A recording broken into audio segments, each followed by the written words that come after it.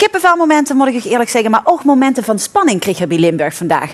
Want volgende maand is het in Nederland de maand van het spannende boek. En daar willen we natuurlijk al op voorbereiden met onze volgende gast, Henry de Hoon. Welkom. Henry, want hier hebben we een misdaadroman geschreven. Ja, dat vindt plaats op Limburgse bodem, hè? Ja, dat klopt. Het is eigenlijk de tweede al die ik in de regio zich laat afspelen. Dus, maar eigenlijk vind ik het wel leuk om te weten waarom je hier eigenlijk... Want je op het conservatorium heb je afgestudeerd als pianist. Ja. Wat heb je stap dan maken om van pianist naar schrijver te gaan? Nou, het schrijven was eigenlijk wel altijd al aanwezig. Dus van kinds af aan schreef ik altijd al. Mijn vader schreef ook. Ik heb het boek trouwens aan hem opgedragen, want hij is vorig jaar rond deze tijd is hij overleden. Maar hij heeft het manuscript nog gelezen. En hij heeft net de laatste 10 bladzijden niet meer gelezen. Dus hij weet niet wie het gedaan heeft, zal ik wel zeggen. Maar dat is wel heel jammer. Maar wat was zijn reactie? Want jouw vader is dan een echte kenner. Ja, hij schreef zelf geen detectives, maar hij had er natuurlijk wel kijk op. En hij haalde er nog altijd heel veel foutjes uit. Dus dat vond ik op zijn leeftijd ook nog heel knap, dat hij nog zo secuur was daarin. En hij hielp me dus altijd, ja.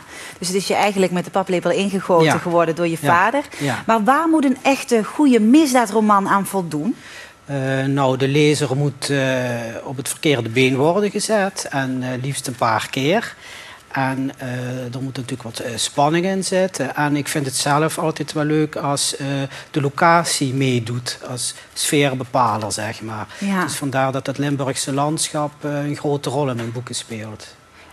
Beschrijf je dan ook echt de situatie hoe die is? Ja, dus dit verhaal speelt zich in Veilen af. Waarom heb je gekozen voor Veilen dan? Nou, daar kwam ik zelf veel. En er was een café tegenover de kerk wat me erg aansprak. En daar speelt het zich dus ook af. En daar zou de presentatie zaterdag ook zijn. Dat leek me wel toepasselijk. Ja, want aanstaande zaterdag wordt het gepresenteerd. Heel spannend. Maar wij hebben al een exemplaar hier. Ja. Moord, date. Ja, en ik ben wel heel benieuwd of je even een stukje wil voorlezen. Ja, ik kan. Weet je dan... Een klein stukje. Heb je al een stukje voor ogen?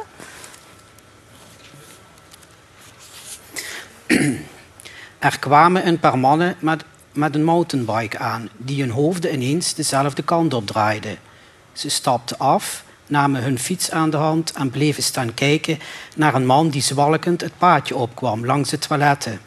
Hij keek met een vreemde, starende blik en liep een reclamebord omver. Nu keken ook de mensen op het terras hem na. Hij wankelde het café binnen, waar een kelner verbaasd bleef staan met een bestelling in de hand. Iedereen leek te begrijpen dat er iets vreemds aan de hand was, maar om een of andere reden deed niemand iets. De man stak een hand uit en greep nog naar de kop van een wild zwijn dat aan de muur hing. Daarna viel hij met wild zwijn en al tegen de grond. Nou, de spanning zit er in ieder geval in. Moorddate, dat wil al iets zeggen, maar waar gaat het verhaal eigenlijk over? Ja, dat is dus iemand die heeft via het internet een afspraakje gemaakt.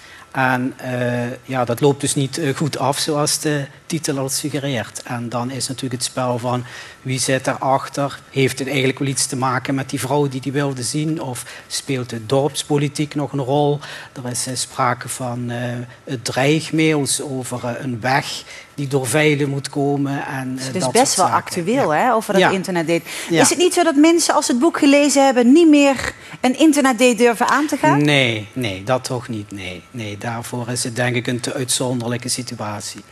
Ja. Nou, in ieder geval, het klinkt heel erg spannend. Ja, en wilt Geer meer informatie over het boek? www.tvl.nl. En aanstaande zaterdag wordt het gepresenteerd in Café Agenkerk om 3 uur in Veilen. In Veilen. Nou, en daar kunt je natuurlijk allemaal bij aanwezig zijn, of niet?